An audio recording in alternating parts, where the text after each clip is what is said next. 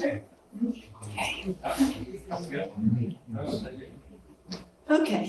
good evening, everyone. Good evening. Welcome to Cohasset Candidates Night, sponsored by the League of Women Voters of Hingham. Many thanks to Wilcutt Commons for hosting us this year, and to 143 TV for getting us set up for broadcast. We should be streaming live. I'm not sure that we are right now, but hopefully we will begin soon. In the meantime, it's being recorded, so it will be able to be viewed later. My name is Nina Steele-Welford. I'm a native and newly returned resident of Cohasset. I'm also a member of the League of Women Voters of Hingham, which is an active group that also serves the towns of Hingham, of Cohasset, and Hull. The League of Women Voters is a nonpartisan political organization that encourages citizens to take an informed and active role in government. We do not support or oppose candidates for office or political parties. Instead, we focus on education and advocacy on issues that the League has studied and agreed upon. So please consider joining us. I'd love to have more members from Cohasset. We have Lisa Dunn recently joined as well, which is great. The annual Candidates Night is a signature League event that's held as a forum for candidates running for office. Tonight's forum focuses on the 3 candidates for Select Board, but we would like to congratulate everyone who has decided to run for office in our fabulous town. The forum is being streamed live on 143 TV, and it's being recorded. It'll be ready for viewing in the next few days, and it can be seen on their TV station, on YouTube, and on the League of Women Voters of Hingham website. League rules state that it must always be broadcast in its entirety, so segments may not be used by candidates unless they post the entire bit. League rules also state that the moderator must not be a resident of the town that the forum is in, so please welcome our League accredited moderator, who's a resident of Hingham, Nancy McDonald. She'll run the proceedings from here.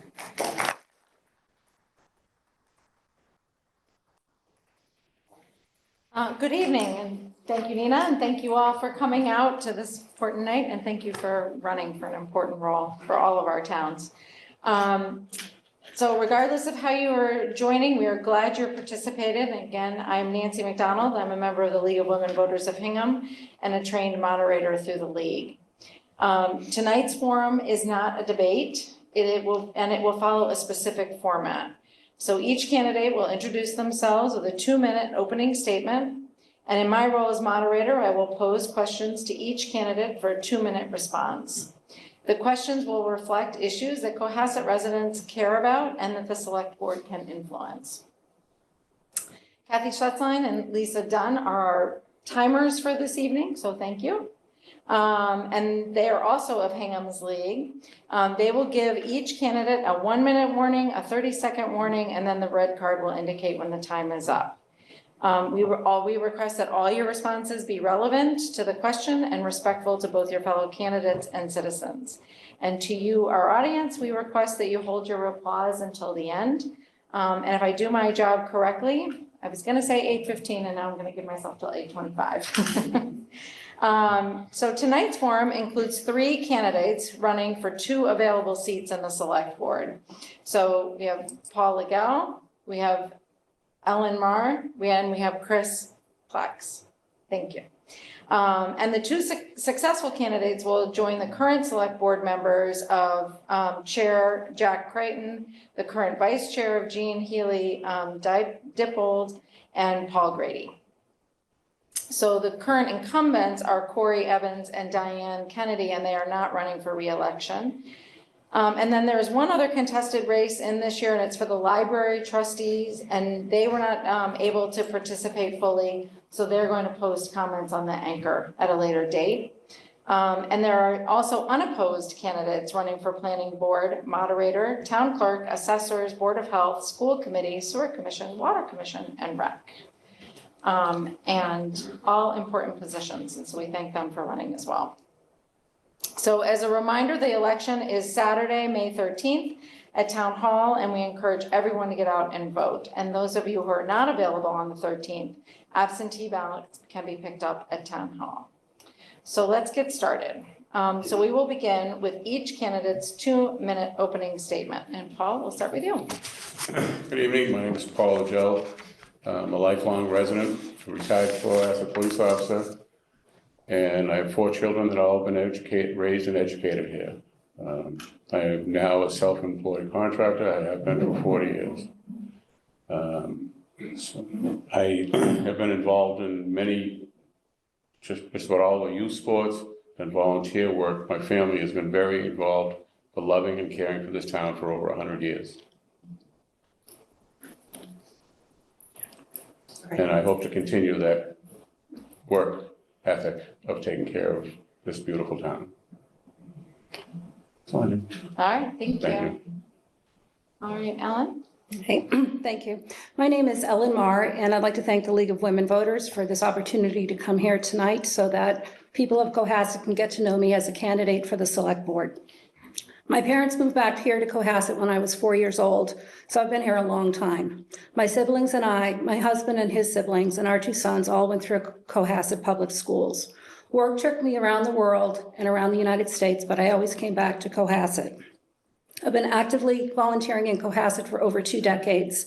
I started in the booster groups because my kids played sports. I was in Cohasset Basketball Boosters, Situate Cohasset Youth Football, and Cohasset Gridiron Club. I was also a member of the Cohasset Sports Partnership that modeled private-public funding to install turf at the Alumni Field in 2009. I served 2 terms on the Cohasset School Committee, and while on the committee, I served on the following subcommittees: Finance and Facilities, Safety and Security, Collective Bargaining, and Superintendent Evaluation.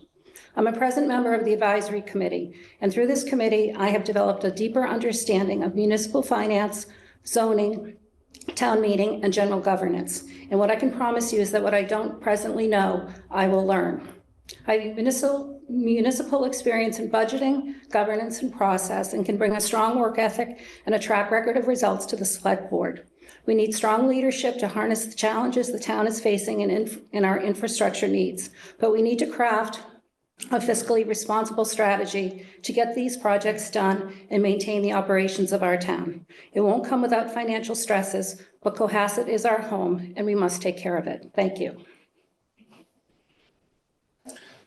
Thank you everyone for coming tonight. Thank you everyone for watching on Cohasset 143. My name is Chris Plex. I grew up in Pittsburgh, Pennsylvania. I moved to New England in 1999. My wife and I settled in Cohasset about 15 years ago, down at the bottom of Pleasant Street. Now we have 2 kids in the Osgood and Deer Hill. They're loving the Osgood and the Deer Hill, so thank you for that. I got interested in town government when a developer was trying to build a 3-story, 20-unit building in a neighborhood of single-family homes. And my neighbors and I got organized to understand that such a thing was possible. And we also understood that we could do something to oppose it. So through that process, we understood that we do have some authority and some power as citizens of Cohasset. But what really matters is if you can help out on town government positions like the planning board. So I joined the planning board where I've continued to work to make sure that what is built in Cohasset is right for Cohasset. I've also been working with the Community Preservation Committee. And now I'm interested in joining the Select Board because I think there is an opportunity to contribute, and I hope I have that opportunity. Excellent, thank you. So now we'll move on to the questions. So again, you'll each have 2 minutes to respond, and we'll vary the order of the speaking order. So question number 1, you each have served on town boards and committees before, and some of you are leaving one board to run for the Select Board. What is it about the Select Board specifically that attracts you, and what would you bring to the board that's unique or valuable? Me? And I'll start with Paul. Okay. I'm running for the Select Board because I think I have the knowledge of the town and the ability to get things done and work with everybody to get things done what's right for the town. We need, as is laid out in the master plan, we need to find housing for the elderly, for affordable housing. If they paid our way, we should help them get through now. As well as, an economic base, the only place we really have to push that is to rezone 3A. It's some parts of 3A. It's the only place we have to really develop any economic income is from commercial property. So if we expand that on 3A, we could do that. There's not much to expand downtown. it's, there's not much you can do about that village. It's beautiful. It needs some cleanup, but it's about as nice as it gets. So we have to make that as nice as we can and encourage people to come. So that, and, we're gonna take care of our playgrounds, which, we're under state demand to make ADA approved, which hasn't been done, even though it was ordered in 2017. That needs to be done. We need to take care of the kids. It's vital to take care of the kids. They're the future.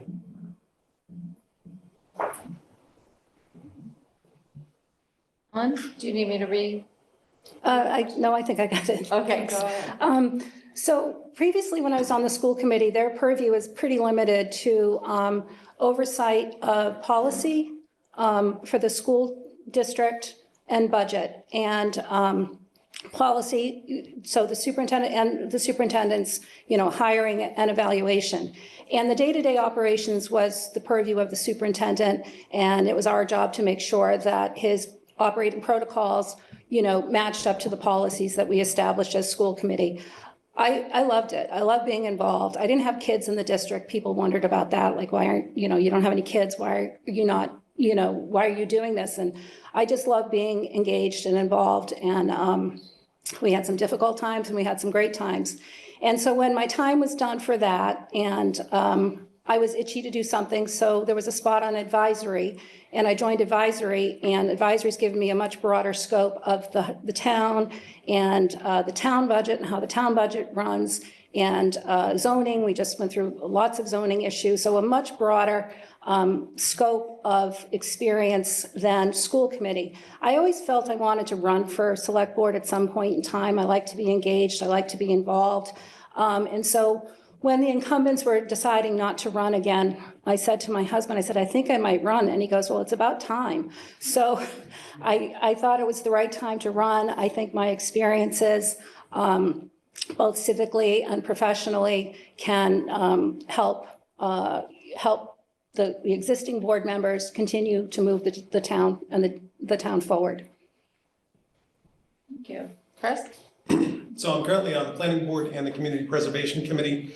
What I've discovered through that experience is that those are two critically important boards for the town, but the things that you can influence from those boards are limited. So we kept on bumping into, well, why do we have to do this? And we can't do something else. Well, that decision has to go to the select board. And so that happened over and over again, to the point where I started to wonder, shouldn't that be where I go if that's the thing that I want to influence? So the things that I want to make sure I have the opportunity to influence are making sure the town sticks to its budget, that we don't blow our budget on a single project when there are such a vast array of priorities for the town to work with. We have to take a look at the way we build in Cohasset to make sure we're building appropriately for Cohasset and not for the optimization of profit for someone who doesn't even live here. We have to take a look at the way we're managing our energy. The Cohasset Community Municipal Electric Group has done a fantastic job of lowering everyone's electric bill, so I applaud them for that. And I also want to make sure we do well by community engagement. Chris Sr. put together a wonderful YouTube video on the town hall warrant. 6 people have watched it. I was number 6. That's important information. We need to think about how we get that information out to the voters, out to the taxpayers, so that we can have good engagement on these important issues. Thank you. All right, thank you. Question 2. Can you describe your ideal board dynamic, and what role do you especially, sorry, let me start again. Can you describe your ideal board dynamic and what role you usually take on a team? What is your decision-making style? How do you think you will fit in with the dynamic of the current select board? And on this one, Chris, we'll start with you. So I'm going to start with the role I typically play on a board or in a committee is I like to gather information, and then I like to poke to see how that information holds up as we consider it in different scenarios. So as we're looking at things that are going on in town now, we should be poking at town hall, which a lot of people are doing, which is great. But we should also be poking at things like opportunities to be more efficient with the way we use our energy, with the way we use our dollars, so that we can do more as a town. So that's my role, is I like to gather information and then poke to make sure we're making the right decisions. The right board dynamic, I think, is people who are willing to speak their minds, but are also respectful of other people.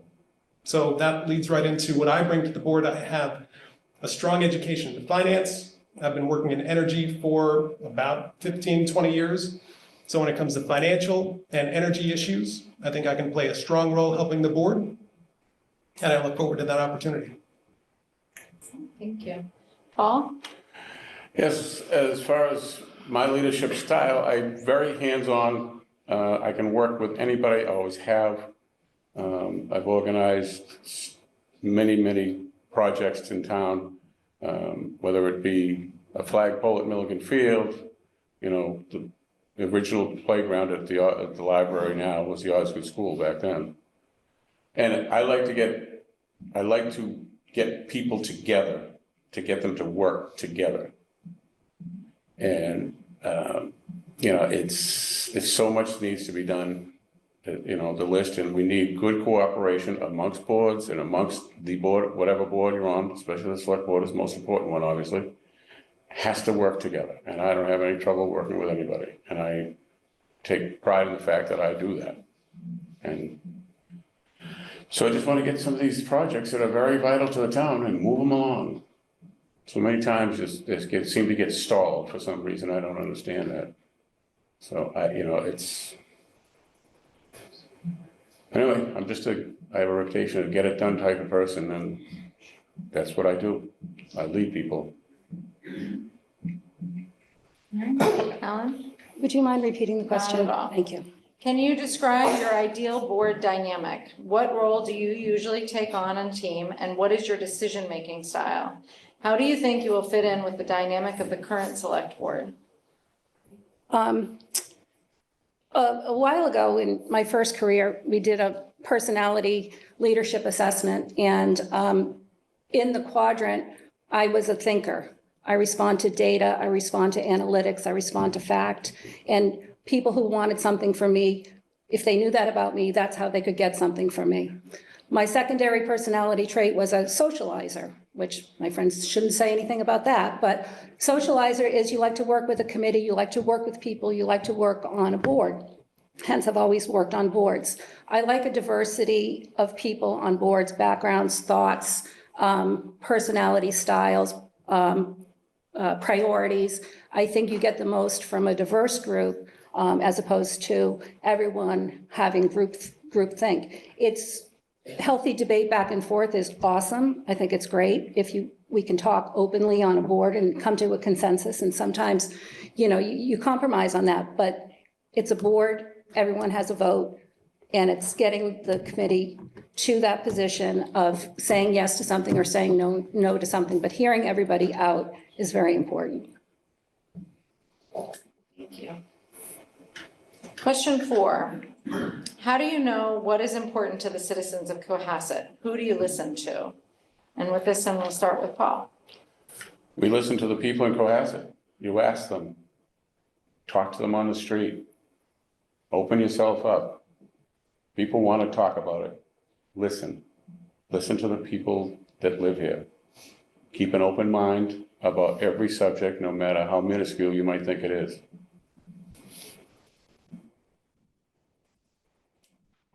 Chris?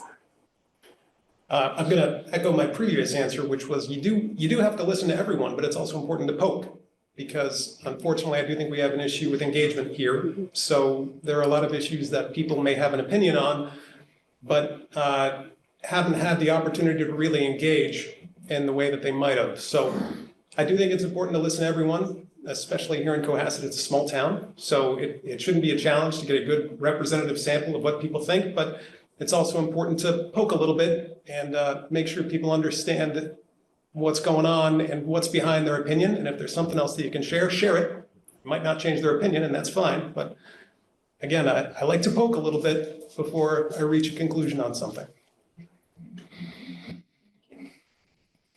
Alan? I could say I agree with both of them because I do. I do think, you know, you have to ask people and you have to understand that every group in town, even though we're a small town, has their own set of interests. And when you're a parent with young kids, maybe in school, the schools are your interest. And I saw this firsthand on school committee and how vested parents are in their kids and their education. And anything outside of that, they really weren't focused on. Then you get to quasi-empty nesters like my husband and I, and we have a different set of issues. And what are our priorities? How do we stay in town, you know, in our home, you know, as we approach, well, some of us might approach retirement, some of us might not. You know, how do we stay here in this town that we love? And what are the commonalities of interests of groups like us? And then, you know, the senior citizens after that. So it's really a dynamic set of people here in this town. I also think we need to pull in. We can't reach out to people. We need to pull them in. We need to pull them into committees. We need to pull them into focus groups. We need to pull them in, target people to come in. You know, it's sad when you only have one person show up at a meeting, okay, because they're not interested, okay? Now, we don't really have tons of visibility with technology now and Zoom meetings and 143 TV, which is awesome. But there's nothing like seeing people in the audience and seeing their faces when you say something or you don't say something. And I think pulling people in from all the different stakeholder groups in town is an important way to figure out what people want in this town. All right. Question 5. Cohasset has historically been affordable for a healthy mix of people of all income levels. In the last decade, we have experienced much more high-end residential development across town with some new commercial projects as well. How do you view this effect on our town, and where would you look to balance this with housing for people with moderate or fixed incomes? And for this one, Chris, we'll start with you. So I've learned a lot about this issue from the planning board and my experience with some of the construction projects in town. The 40B law in Massachusetts is something that I think we need to make sure we treat as a tool and not let it become a weapon. So by getting ahead of affordable housing and making sure it's provided in a way that works for Cohasset, we make sure we have affordable housing and we can welcome a diverse population and an aging population and a population that may have changing incomes that might need to take advantage of that affordable housing without putting ourselves in a situation where we're behind and we become a town where that opportunity doesn't exist. Ellen?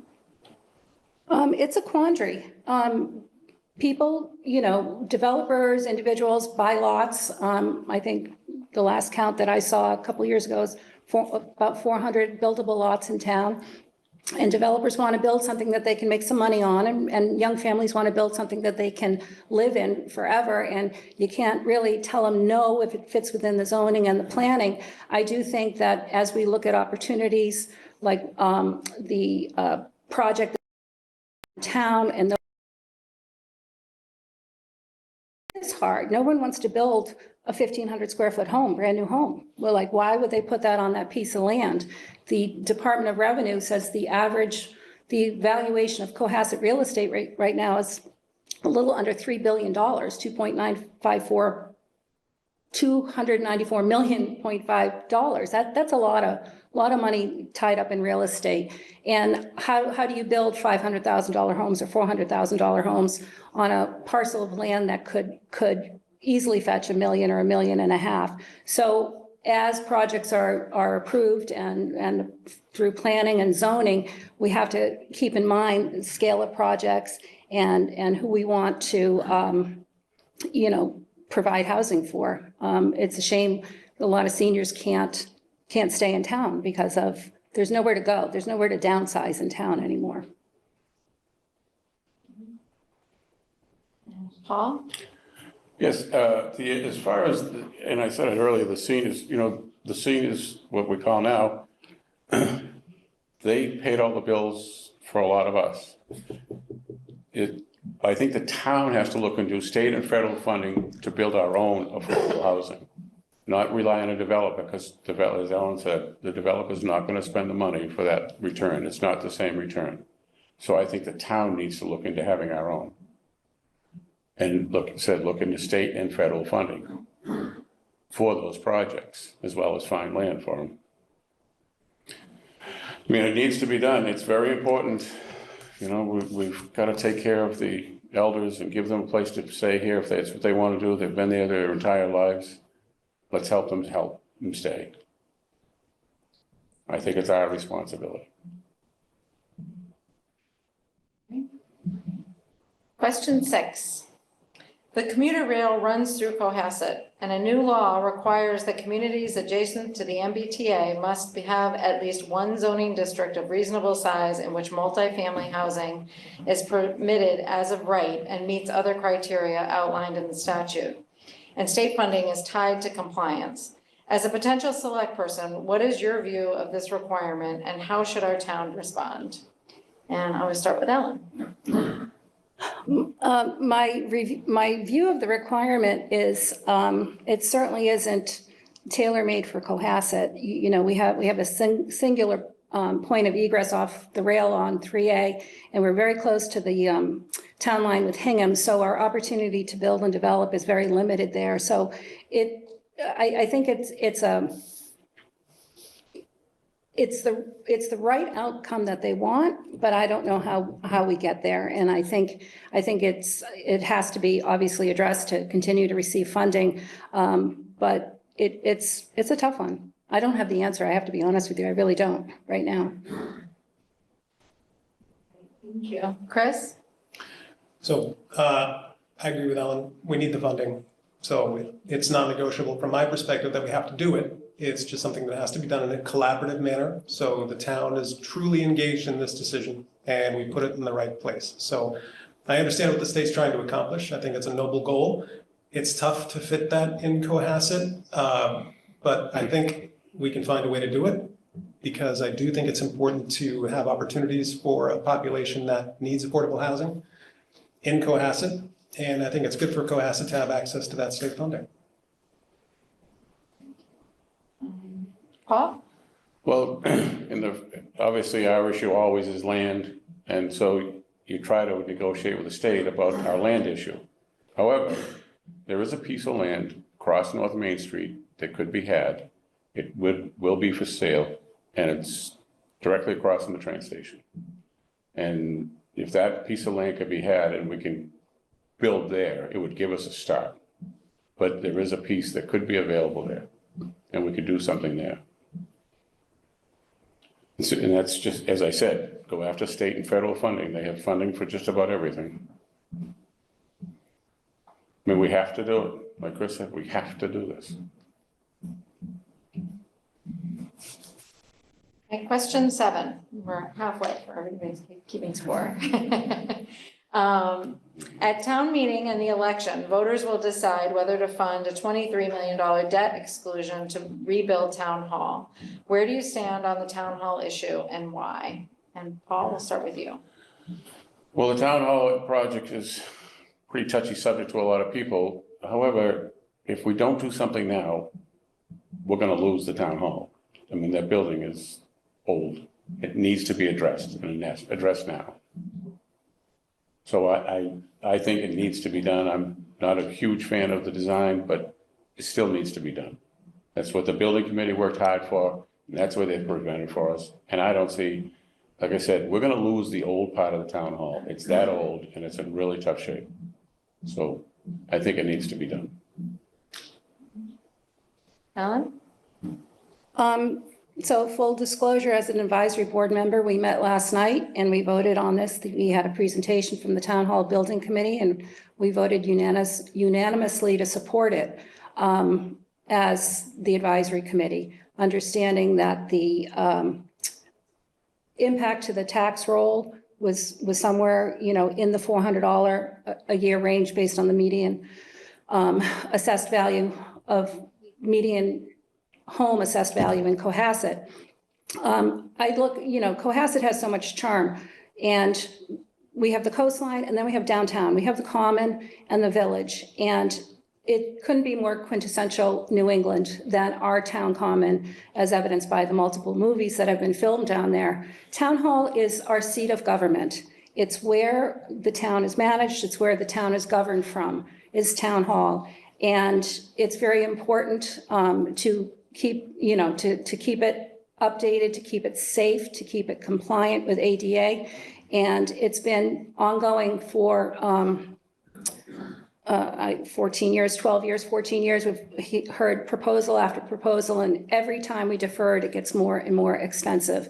And yes, there are lots of other projects out there, and I don't view it as competing for the same money. I view it as layering, much like you don't choose to not do your roof and not do your windows. You layer it on and you manage it out, and it's shovel ready. It's a shovel ready project that is ready to go. And so I'm in favor of the town hall.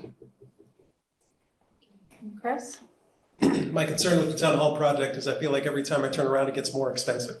So I agree that something needs to be done for our town hall. I agree that that's the right location for our town hall, but I struggle with how to balance that with the other things that we need to do with taxpayer money. So we've got a lot of things coming near term that we'll have to deal with.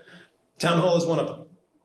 What I'm also concerned with is it's hard to find information that would make this an easy decision for Cohasset residents. So it's hard to find information that would say, if we don't do this, this is what we're up against. If we choose another path, here's what it would cost. So I hope that information is being provided over at town hall tonight. I agree we need to do something about town hall. I'm just very concerned about the cost. So unfortunately, at this point, I think that makes me an opponent. Okay.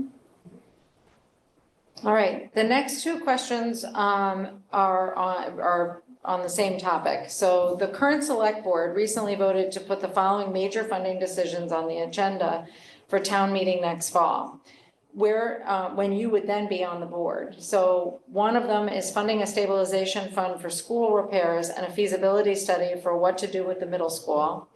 And the second is funding a stabilization fund for roads and sidewalks. I'm sorry, there were three. And the third is funding a feasibility study for a public safety facility. These projects altogether are projected to cost well over $100 million over the next several years and would result in significant tax increases.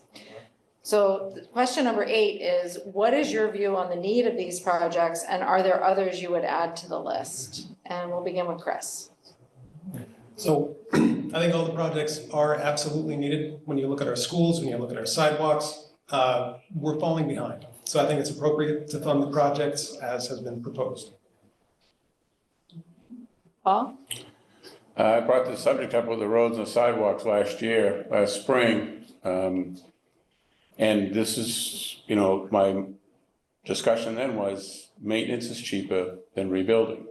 And the longer you wait to fix things, the worse it gets and the more it costs. You need to fix things. I don't care if it's the roads, if the middle school is that bad, if you can fix that and make it livable, it's better than building an entire school. What was the third part? There were 3. There's a stabilization fund. Oh, the for school stabilization repairs, funds, yes. Well, sidewalks. yes. And I then mean, public safety. that's basically maintenance, sounds like. So I would probably be in favor of those, most likely, because if we have money to take care of things, that's a good thing.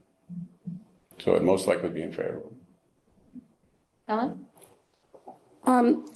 I thought the approach was very creative by the current select board on how to manage some of these short and long-term initiatives and needs that the town has. Stabilization funds can be a great way to sustain some ongoing and not a stop and start program of maintenance and repair. And I think it's very smart to lay everything out. Let's be honest, not everything is going to be shovel ready at the same time. And between, a potential new middle school, a potential new public safety building, roads will always need to be repaired. That's an ongoing. By the time you finish with the last road, it's time to go back and start the first road. But our major buildings and infrastructure really need to be programmed out and prioritized. And the exposure I had to how the debt rolls is, you start with a higher debt, and the way the finance manager has it programmed out, paying principal, equal amounts of principal over time. By the time that rolls off, you can get ready and not really have a major impact for the next project on the tax assessment, on the debt exclusion. So I think there's fiscally prudent ways to address these issues in a thoughtful way. And again, pull people in to explain how we're doing it and get buy-in from the residents in terms of the priorities. Maybe the middle school is a priority, then public safety, then maybe the high school. Whatever those studies show the priorities to be, it can be managed and strategized about. In question 9, I think that you answered within it, which is I think all three of you answered about what would your top priorities be. But there is a question of what expertise do you bring to the discussion of these issues? So Paul, if you wanted to comment on that. Which issue do you want me to discuss first? Whatever your priority is. All right, because of my background in the business I'm in, it would be the roads and sidewalks. This is what I do. I build roads and sidewalks every day. So I'm very well versed as well as trained in pedestrian and motor vehicle traffic after 28 years in the police department, and I was trained for that. And I run my own business building roads, so I know what that takes and what's involved in taking care of them. Chris? So my priorities are making sure the town finances are taken care of, making sure that appropriate buildings go up, and making sure we're being responsible with how we use energy and that we're efficient in how we use our funds. So my education is in finance. I also have a certification in financial analysis. My experience with the buildings comes from the planning board, both as a member and as someone going to the planning board begging for reasonable decisions. And then on the energy and efficiency issues, my day job is in the energy industry. So I hope I bring a lot of expertise to that issue. Alan? I don't really want to go after him. That was very impressive. My expertise, am I a jack of all trades? Yeah, but I've never dug a sidewalk, sorry. I've never done that. I've never built a building. I'm pretty good with math. I like numbers. I respond to numbers. I can figure out, I managed, the school budget for 6 years, and we came in on the town manager number every single year. My job currently, I'm in U.S. Customs and freight forwarding and supply chain. We all know what that is now. And I understand logistics and how to move things from A to B and how to get things done and accomplished. In my past life as working on booster groups and leading booster groups, I know how to get volunteers. I know how to motivate them. I know how to get people excited about doing something and feeling vested. I think it's really important people feel vested in what they're doing and they feel like they can make a difference. And I would hope that those are a few of the skill sets that I can bring to the select board as we work together, as we would work together to get things, accomplished for the town. Thank you. So next question is, 3 years ago, the planning board approved a Harbor Village Business District overlay regulating the height of buildings around the harbor. Today, many residents are dismayed that the height of the buildings is blocking the view of the harbor. As a select board member, what is your opinion about the current building height, and do you feel that future development should have lower height limits? What is the jurisdiction of the select board when it comes to carrying out the master plan and planning in general? These are the two questions. All right. Chris, and I can read it again because it's a long one. It's a lot there. So, yeah. But I did go to a couple of planning board meetings when that was up, and I was an opponent of the project for the same reason that I'm an opponent of some of the other projects in town. Our town does not exist for the profit of developers. I do think it's important to develop the harbor area, but I'm very concerned that things like building height can be twisted in a way that is not best for Cohasset. So there are things going on right now with the planning board and the zoning board to try to get building height under control. I've been very supportive of those and making sure that you can't build buildings that don't fit in Cohasset. So then when you move on to the select board's role, the select board has a role in setting up zoning. The select board has a role in working with the planning board, but it's mostly the planning board and the zoning board who are responsible for what gets built here and what is allowed to be built where. All right. Alan? Another really good answer. Well, everyone at town meeting on Monday night will see that there are some zoning bylaw changes, discussing, height of building and where the height is measured from, which had been fairly obscure, I think, in the past. And I think zoning and planning do a great job keeping Cohasset as the charming little village town that it is. And it's really hard to tell someone, no, you can't build 4 stories. But if our zoning bylaws say you can't build 4 stories, then you can't build it. And that's just, the way it is. Regarding the master plan, the select board is the leadership of the town and sets the tone and direction of the town. And so it's, I would assume the master plan it was in 2019. I assume the then select board, approved the master plan and its content and its goals and its objectives. So it's incumbent upon the select board to continue to follow up with the master plan implementation committee, to make sure that those goals and objectives are completed or adjusted as, current day needs and situations call for. And that's how I see the select board working with the master plan. Paul? As far as the height restrictions, the height limit of 35 feet was set by the fire department because that was where they could comfortably reach with their ladders. It's 3 stories, that's where the height came from originally. That was set by the fire department. There's a certain group of people that, I go through this all the time because of what I'm in that industry. You don't have a right to a view. It's not your right to have a view. And people buy property and they think, oh, well, someone took my view.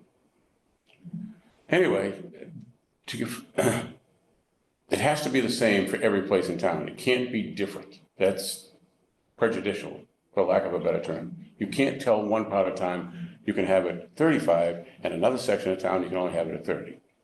How is that fair? That's not right.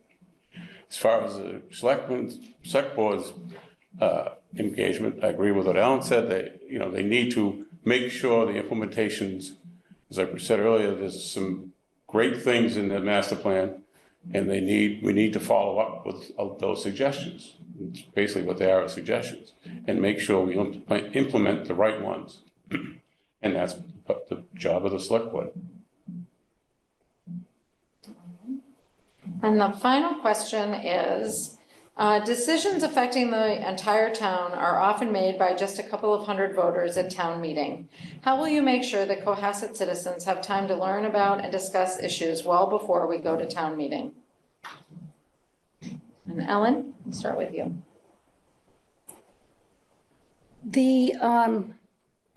Technology is a wonderful thing, and I think people are watching at home. If not, they'll watch the recording, and that's how people learn about what's going on in Cohasset if they can't attend in person. COVID certainly taught us that that's a good way to get information out. I mourn the loss of a local newspaper. That's a print edition that's thorough and covers everything, and that's how I found out my news. In this town growing up, before I became involved in a lot of things. I didn't just go to the sports scores, but we had forums where candidates would be interviewed, and you'd have double-page spreads of candidates and their positions on certain things every week in the Cohasset Mariner. And I love the anchor. I think it's awesome, but it's not the same. And maybe I'm a relic, but it's not the same as holding a newspaper in your hand and being able to flip through it and go back to it. And for those of us who work on computers all day, I really don't want to look at a screen again when I get home at night to see my news. So I'm sorry, what's the rest of the question? Just went on a little rant. So I think you got it. Did I get it? Just how would you get citizens to learn and discuss issues well before they go to town meeting? So I think, again, you have to pull people in, and you have to pull your network of people in, and you have to say, hey, Patty, my friend, what do you think about this? And if you like it, if you don't like it, can you talk to, you have 5 more friends than I have. So can you talk to them about it? And I think it's really kind of a grassroots and it's going after people to get them informed because people's lives are busy. There's more 2-income families now than when my husband and I were raising our children, and kids are, 18, 20 activities a week with 3 kids in the house. It's hard to get involved. So you really have to be aggressive and assertive and target people, whether it's focus groups, whether it's polling people, on how to get them involved and engaged. Did I go over my time? Thank you. And Chris? So I agree with Ellen that the loss of the Mariner is a big loss, and that's unfortunate. I also agree with Ellen that we need to be aggressive. So different people like to consume information in different ways. The Mariner was great. Some people might prefer it on their phone, on Facebook, on the Anchor. The Anchor comes to mind because Jean Haley-Dippold wrote a great article about what's going on in town meeting for the Anchor. That's where a lot of that information comes from for people. But we've got to be aggressive and use a lot of different formats. So it's got to be mail, it's got to be 143 TV, it's got to be Facebook, it's got to be the Anchor, because if we want to get everyone and get that participation up over 100 people, we need to reach people in the form of media that works for them. That may be print, that may be a postcard, it could be a lot of different things, but we can't just put forth one thing and expect everyone to react to it. Paul? I too missed the Mariner. Unanimous. Because of all the technology, we assume that everybody has a computer, and it's just not true, especially elderly people. And I think it's the responsibility of the board to get information to people. And if it takes a mailing for something that's important, whether it's meetings, it should be done.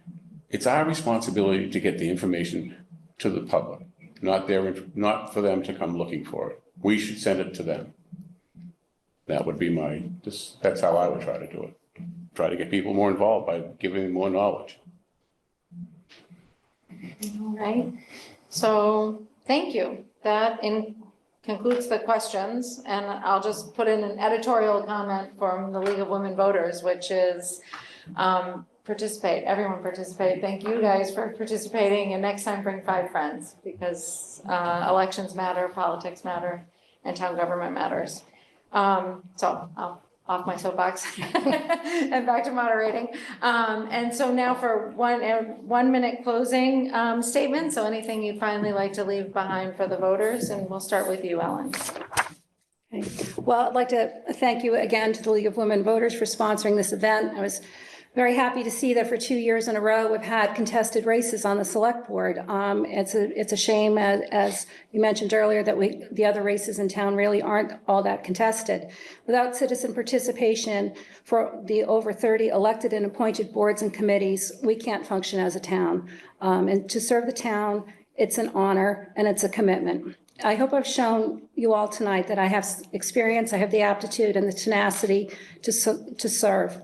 And as I stated in my opening, I don't know everything. I really don't, despite what my husband thinks. And what I don't know, I will learn. So thank you very much. Thank you all for coming. Paul? Well, thank you all for coming as well. I have the ability to organize. I have the knowledge of the town, the town's people, and I am a communicator and to get it done. And I would like to have the opportunity to prove that with a position on the select board. So everybody, please vote, whether it's for me or somebody else, but please vote. And if you vote for me, it would be an honor. Thank you. And Chris? Thank you to the League of Women Voters. Thank you everyone here and everyone who's watching. And thank you to everyone who can't hear me over at Town Hall who's learning about that proposal. I hope there's a lot of good information coming out over there. Engagement is important. I hope all the different forms of communication that we have help with that engagement. I hope I have the opportunity to be a part of a bright future for Cohasset. Thank you. So thank you all for attending. And just a reminder, the town meeting is on Monday, May 1st at 7 PM in person at the high school. And you are able to vote on Saturday, the 13th or before by absentee ballot. And thank you for coming and participating. We appreciate it. And thank you all for running. Thank you.